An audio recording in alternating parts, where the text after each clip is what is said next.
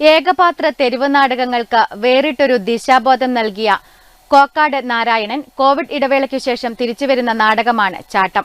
സാധാരണക്കാരന്റെ വർത്തമാനകാല ജീവിതം പലപ്പോഴും അധികാരത്തിന്റെ ദുർവിനിയോഗത്തിൽപ്പെട്ട് ചതഞ്ഞറിഞ്ഞു പോകുന്നു എന്ന് കോക്കാട് നാരായണൻ എന്ന കലാകാരൻ തന്റെ പുതിയ നാടകത്തിലൂടെ പറഞ്ഞുവെക്കുന്നു.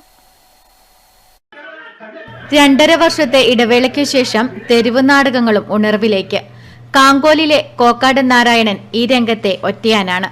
സമൂഹത്തിലെ അനീതികൾക്കെതിരെ പ്രതിഷേധിക്കാൻ കോക്കാട് നാരായണൻ തെരഞ്ഞെടുത്ത മേഖലയാണ് ഏകപാത്ര നാടകം.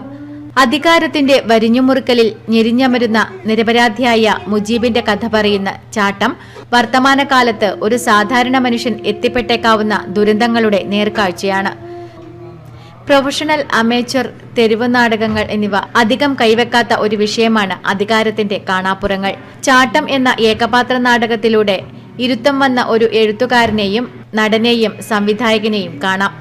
അധികാരത്തിന്റെ നീരാളിപ്പിടുത്തത്തിൽ വെന്തുപോകുന്ന ഒരു ഉമ്മയുടെയും നിസ്സഹായനായ ഒരു മകന്റെയും വേദനകൾ കോക്കാട് നാരായണൻ പ്രേക്ഷകരിലേക്ക് പകർത്തുന്നു എന്നതാണ് ചാട്ടം എന്ന നാടകത്തെ പ്രസക്തമാക്കുന്നത്.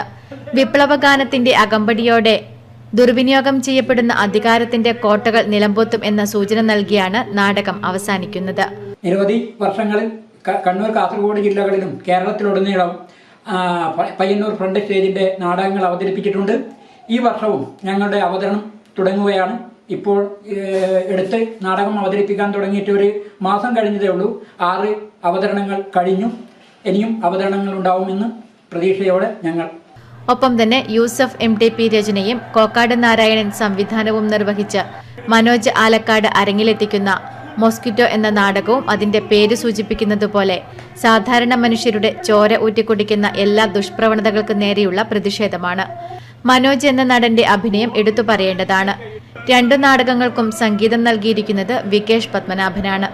പ്രാദേശികമായി ഒതുങ്ങിപ്പോകുന്ന പ്രതിഭാധനരുടെ പ്രതിനിധികളായും നമുക്കിവരെ കാണാം. Network news, Karivellur.